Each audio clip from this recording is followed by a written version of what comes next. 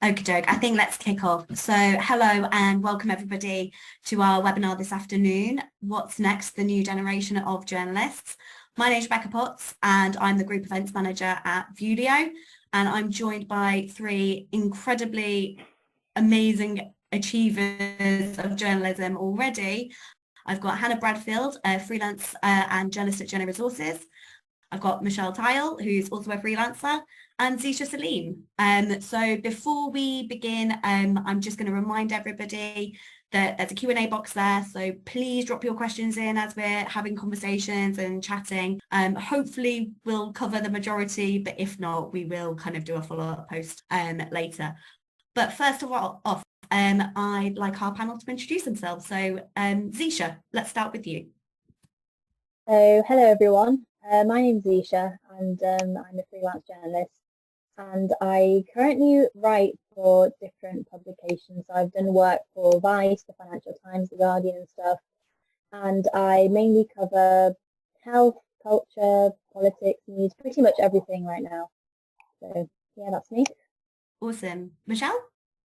Hi, I'm a freelance journalist. I specialize in features, specifically about digital culture, race, the LGBT community, dabbled a bit in lifestyle and politics as well.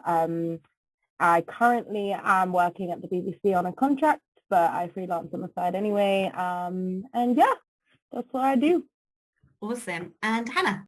Hi everyone, I'm Hannah and I'm a recent graduate and a current trainee journalist at Journo Resources, which is a non-profit startup organisation helping people get into journalism. And throughout my studies I sort of created content for BBC Sport, England Netball. I've got like quite a sporty background, but yeah, I'd like to sort of branch out more into lifestyle, the big umbrella of lifestyle. But yeah. Brilliant. So let's kick off the questions with something kind of quite straightforward first of all. So why did you want to become a journalist? So Zesha, let's go back to you first. So I decided quite late that I wanted to be a journalist. So I study medicine as well. I'm at university. And it was during the COVID pandemic. So I'd got my offer and everything. It was during the pandemic. I was quite bored. So I picked up writing again. It was something I did when I was in high school, but I didn't really do much of it afterwards. And then I wrote for like a couple of student publications to fill in my time. And then a friend said to me, well, you know, she recently wrote for a newspaper, and she was like, well, you could pitch this to an editor if you wanted to. I didn't know how any of it worked, so I just pitched it. And then a while later I got the commission, and then I just pitched again. And I think I didn't really sort of plan to go into journalism. I just sort of fell into it really. And I've just been doing it since. So a lot of people ask if I want to be like a journalist after I graduate or be a doctor. And I don't know yet. I'm just freelancing right now because it's just a lot of fun really. Amazing. And what wildly different kind of career paths there as well. So the world is your oyster. Incredible. Michele, same question to you. Why did you want to be a journalist? I wanted to be a journalist.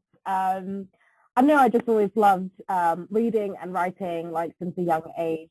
English was always my best subject. And when I was in sixth form, I was like, I'm going to do English at uni. I didn't really have any kind of plan beyond that. But when I joined uni, I wasn't in the best place, like mentally, and someone suggested I join the student magazines just to have like something to do, meet some people. And I was like, yeah, okay. Went for like a chat with them, started working on it, and I just had the most fun of my life, and I just like loved doing it. I very quickly became an editor of the sports section, which if you know me, I am not sporty at all. But I became editor of the sports section and grew that, and then just kind of moved my way up. And then I was like, this is what I want to do. I love writing. I love talking to people. I love finding out new things. Like this is it for me. So that's kind of how I did it. So here I am, basically. Amazing. I quite like the fact that you kind of went into it as almost kind of like support your mental well-being as well. I think that's a really kind of like what a lifeline journalism can be in a way. Yeah. And Hannah, finally, why did you want to be a journalist? Yeah, it's pretty much like the same route as Michele. Like, I was like, oh, you know, English is my best subject, and I did enjoy it. So like, I took that to uni. And actually, at the time, I sort of wanted to be a sports journalist. So I did English and sports science at uni. Everyone's always like, one odd combination, but at Loughborough, you can do literally any subject with sports. So that was good. And because obviously Loughborough's really sporty, it was sort of the vibe where like Olympic athletes were just like walking past on campus and stuff. So it was like a really cool place to get involved with sports journalism because there were so many people to interview and work with like that. But yeah, I've always loved writing and talking. Like I was always moved at school, like on the I'd be moved every term, but I'd somehow make it my mission to take people over to the dark side, and I would always be chatting. But yeah, so I guess I'm still pretty new to all of this really, but yeah, just love writing, talking, storytelling, helping other people tell their stories. So yeah. Awesome. Always on the hunt for stories then, the three of you. Cool. Awesome. So let's go on to the next question. So what was your perception of being a journalist and the industry? Was it correct? If not, how was it different? So Zesha, let's go back to you. So, sorry. So growing up, before I knew that I wanted to be a journalist, I mean, I loved the news and stuff anyway. But I would always try to look for journalists or writers who looked like me, just because I thought that was really important to me. But then because like, I don't think there were many journalists who were Muslim and wore a headscarf back when I was younger. So I used to find that quite disappointing. So I always assumed that journalism was a very out of reach career.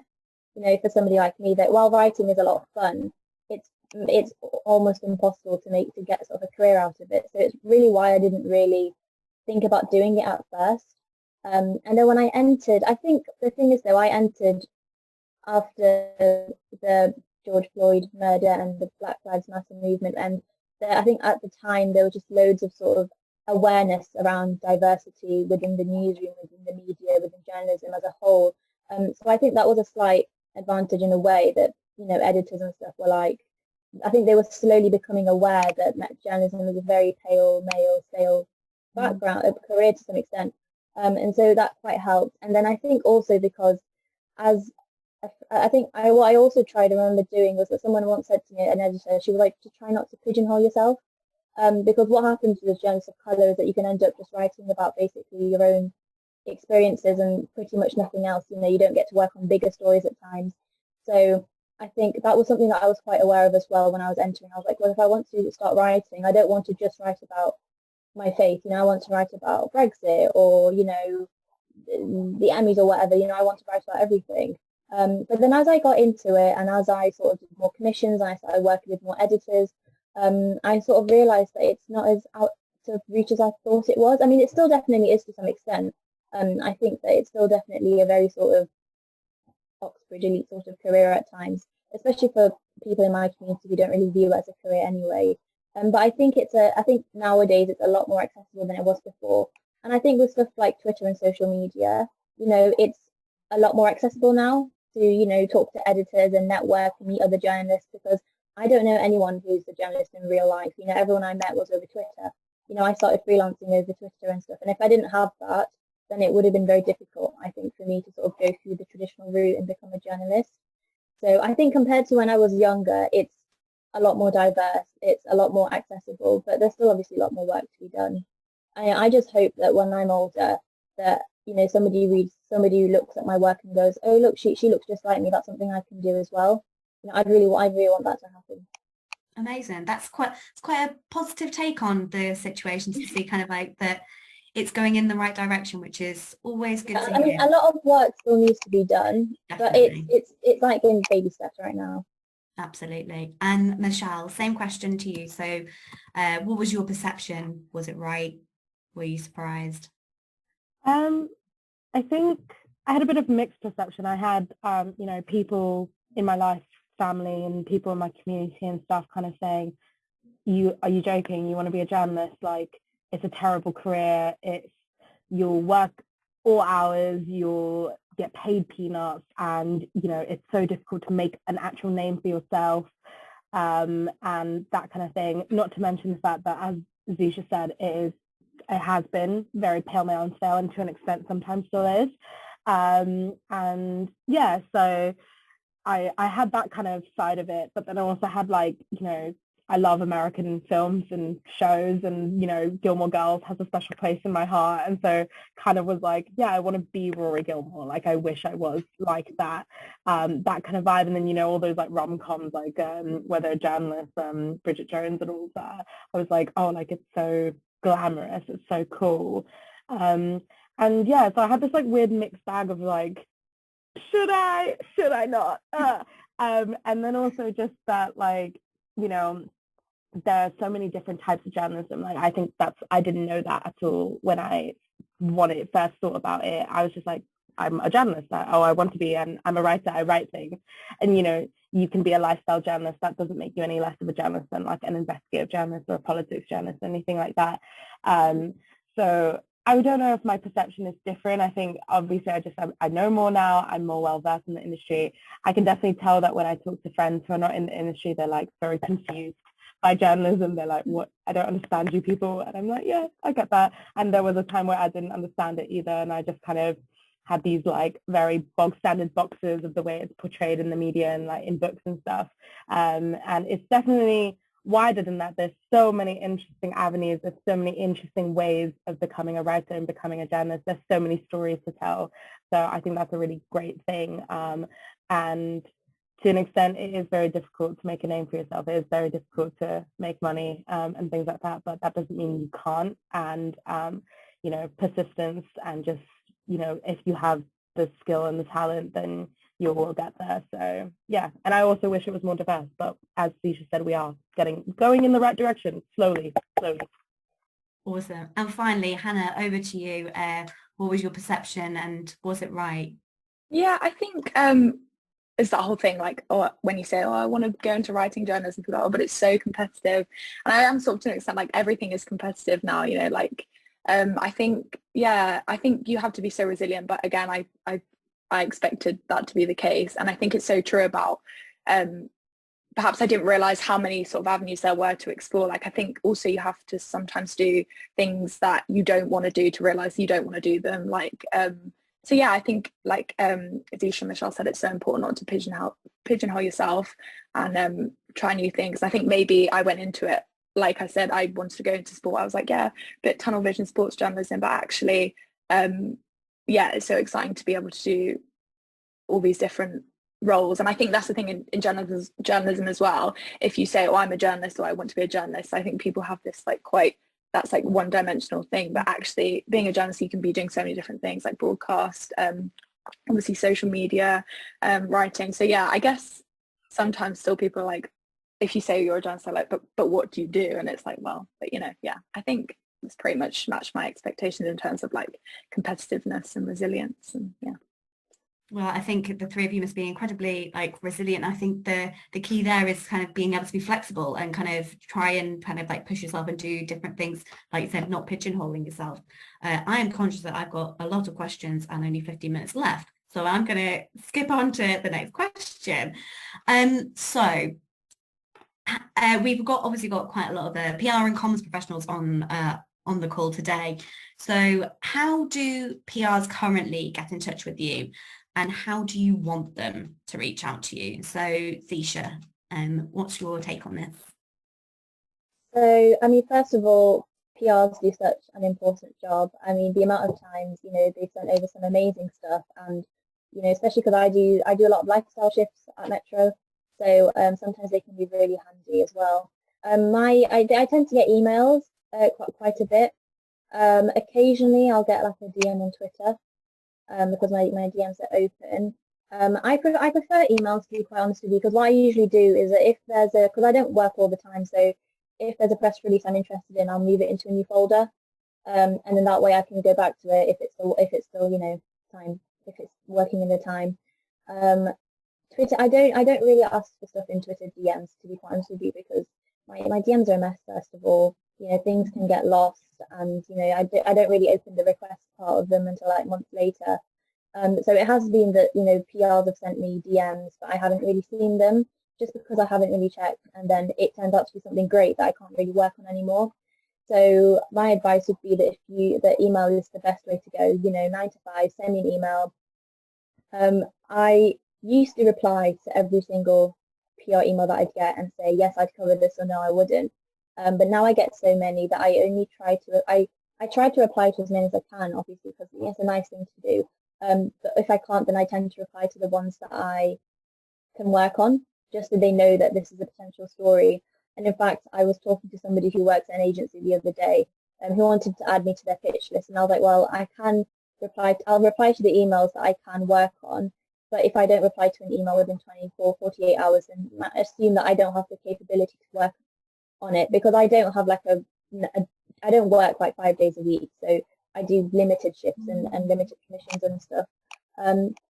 So yeah, I think the one thing I'd say that it would be great is that sometimes some PRs might send the same email 3 or 4 times in a day, which is great. I understand that because it's your job to make sure that I see your email. But I think it would be great to give maybe, but I think that's like the way that it works with journalists and editors as well. You know, we get told not to pitch like the same email 10 times. You know, wait like 24 hours, max 48 before following up if it's really like if you think it's really important. But yeah, I mean, I think PRs have saved me a lot, and they send over the most interesting stuff as well.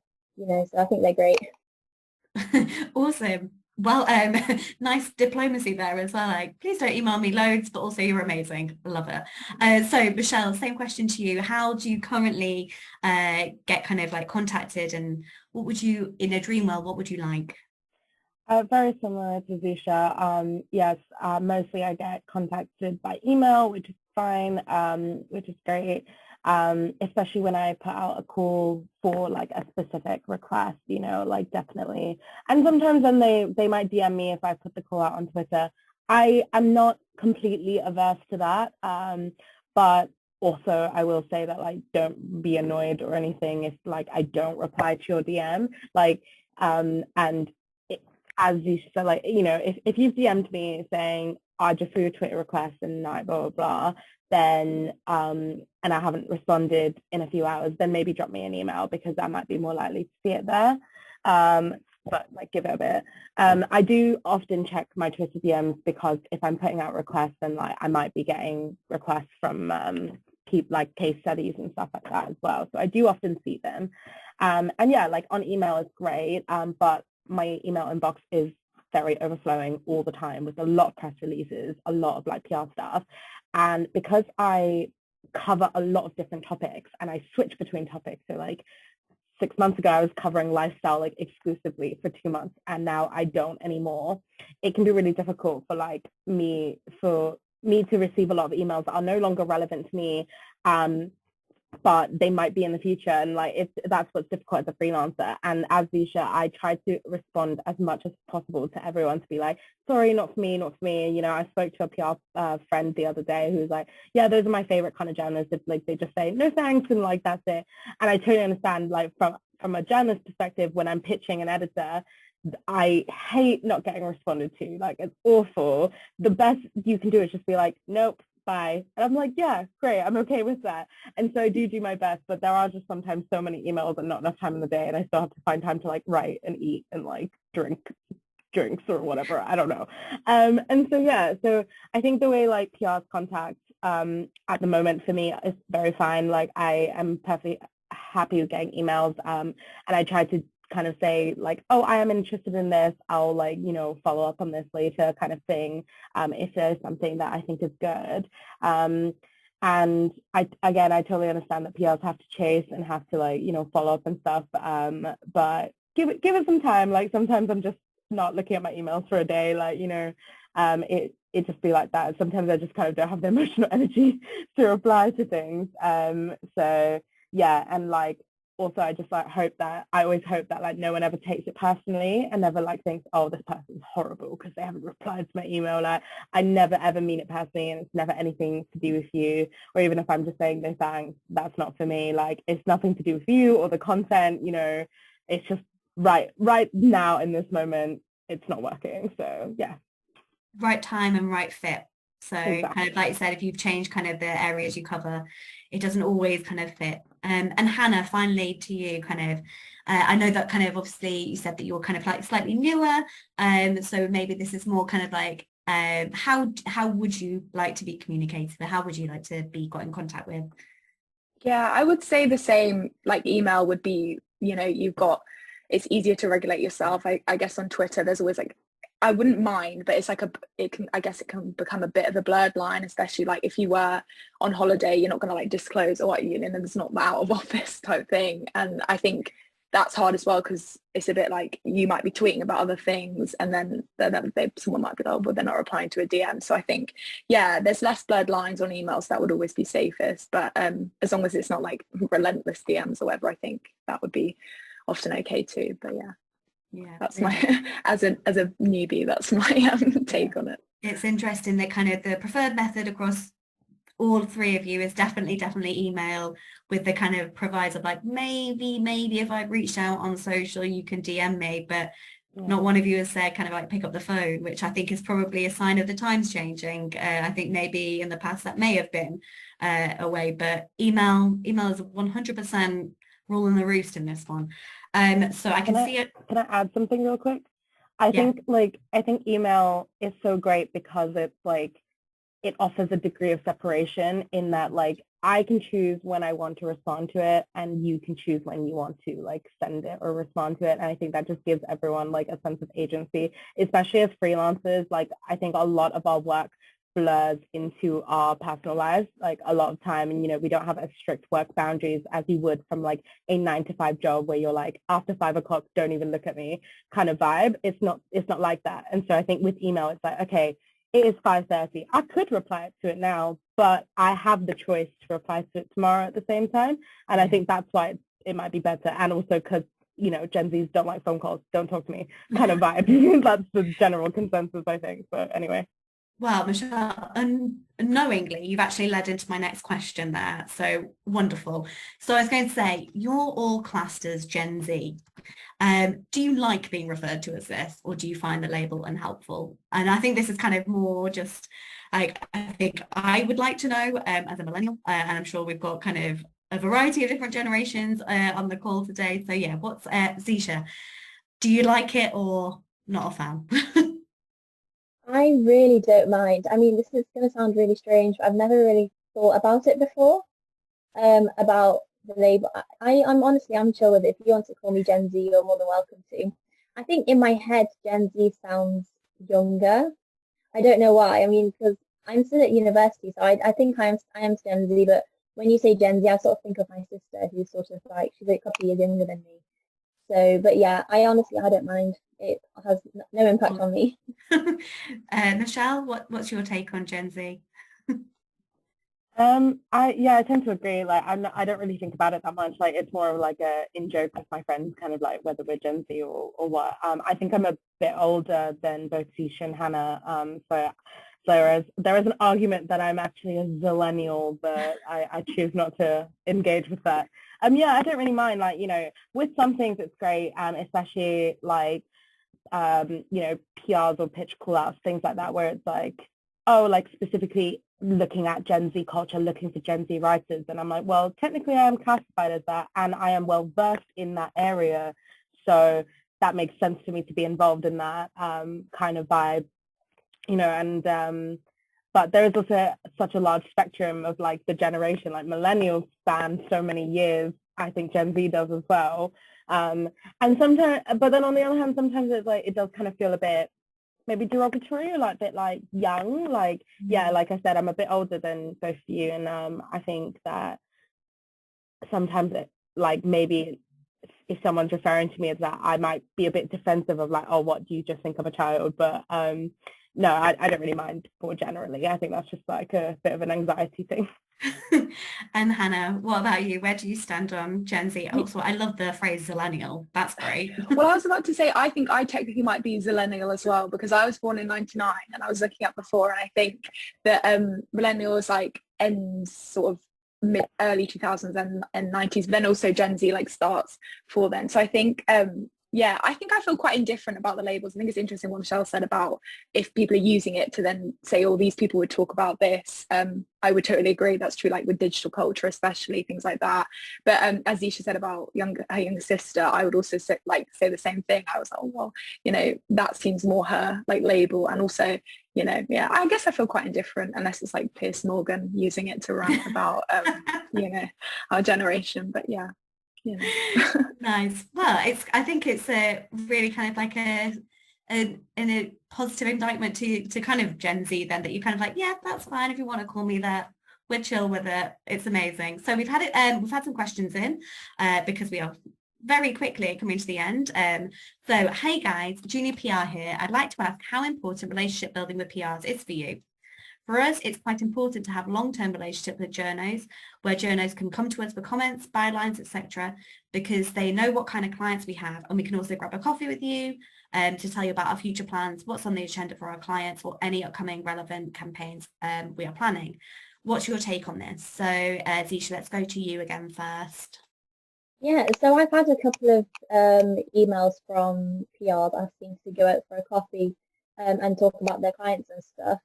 I think because I don't live in London, it's quite difficult to do because most people are based in London. So often I'm like, well, I'd love to, but I can't because I can't get a 2-hour train down to come, you know. I think it depends really. It depends if it's like a PR who, I think as I think if I was sort of working as a full-time journalist and I knew that I needed sort of constant stories and stuff like that on a daily basis, I think that would be really, really helpful. But I also do think, generally speaking, developing long-term relationships is really important. I mean, it's sort of similar to editor and journalist. You know, we're encouraged to pitch to the same editors again and again and build that relationship in the hope that you sort of get more work. I think the same also applies here, but it's a two-way thing, you know, because if a PR develops a good relationship with a journalist, they're more likely to place stories that are, you know, and if a journalist has a good relationship, then you can often get, you know, really cool stuff to write about. I try my best, so because I cover quite a bit on sort of skincare and stuff, so I do put general call outs out, but I also have a couple of specific ones who I've had a good relationship with, so they've sent me stuff in the past and I've reviewed some stuff and, you know, they respond really quickly. So yeah, I think personally, if I was in London, then I wouldn't mind doing that, I think, especially if I think if it would really, really benefit the relationship. But I think for me, it's more of a genuine practical issue that I literally can't have the coffee with you. But I've done some stuff on Zoom during COVID. I've like chatted to a couple of PRs and just sort of brainstormed some potential stuff going on with their clients and stuff. So that was really helpful. But I think generally speaking, I think our generation, we're a lot more sort of on like over email, or we sort of try to shy away from sort of real conversation at times over the phone and stuff. But no, I do think it's important, and stuff like getting a coffee and stuff, it can really sort of, it can add another sort of sense to the dynamic, really, in my view. Awesome, that's really useful. Thanks, Zesha. Michele, what's your take on kind of those long-term relationships and the dreaded face-to-face meetings? I think it's great to like have long-term relationships and like kind of, you know what you're looking for, they know what you want. That kind of, I think that's really great. Again, I think it's difficult for freelancers when they cover a lot of different topics, but you know, if they have a specific niche, then that definitely is great. And yeah, I have no issue with it. I think to me, like, I have had requests for it before.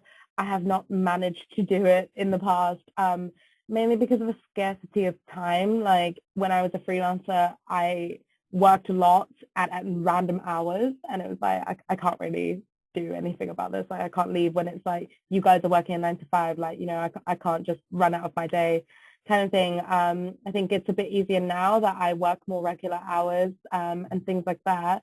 So yeah, but also I also have this like weird thing of like, especially like I said, people have offered it to me before and they've been like, we'll pay for everything, we'll pay for lunch, and I'm kind of like, I don't need you to. Like, I mean, that's nice.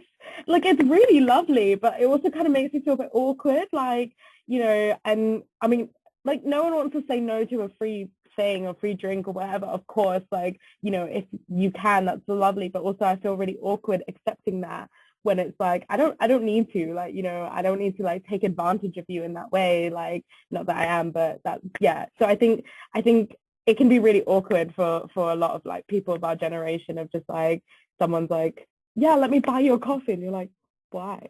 But why? But yeah, I think it's a nice gesture, and I think just like maybe if you can build that relationship over email first, before then you kind of are like, hey, we've been working together for a while now, we've had good relationships, you know, why don't we meet up for a coffee and we can chat more about it, and like it can be a little bit more informal, but we've already had that prior established relationship. Whereas like just the PR emailing me one story and then the next week being like, let's go get a coffee, I'd be like, who are you? So yeah, I think there is a balance to be struck there. Awesome. And Hannah, the same question to you, kind of where do you stand on those kind of longer term relationships? Yeah, I mean, like I say, I'm new. I'm just a trainee, like with Journo Resources, but I'm definitely looking to like write more freelance on the side and stuff like that.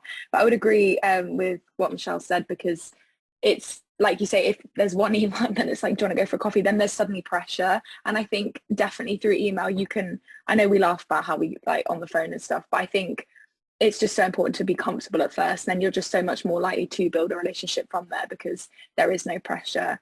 And yeah, you're starting in that space. Like we said about the blurred lines as well on social media, email's good because, you know, you can then decide where you want to go with that relationship, I think. So yeah, sorry for the noise in the background.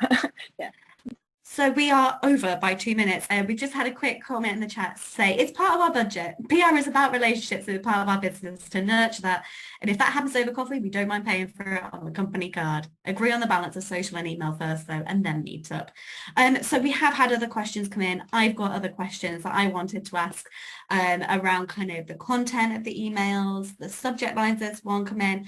So I think probably what we're going to do is I'm going to ask more from these three incredible women and send the questions over to them and get their opinions so that we can do a follow-up blog post, because it's clearly we've tapped into a a resource that was desperately needed in the industry, clearly.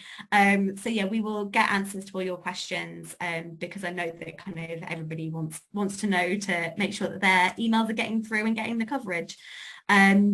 So I will send that over, and then we'll send the recording round in the next week, probably within the next week, and then we'll share the blog post with all the answers on there as well. So that will be on the Vuelio blog. No worries, attendees, that the blog will be shared, no problem. So yeah, I think it just leaves me to say a huge, massive thank you to Zesha, Michele and Hannah for joining this conversation and for being such fabulous guests. And for everybody that's joined us today, and for your amazing amounts of questions that have just keep on flooding in, which is really, really overwhelming. It's really positive to see. So yeah, thank you all. And I hope everybody's managed to stay cool and doesn't melt.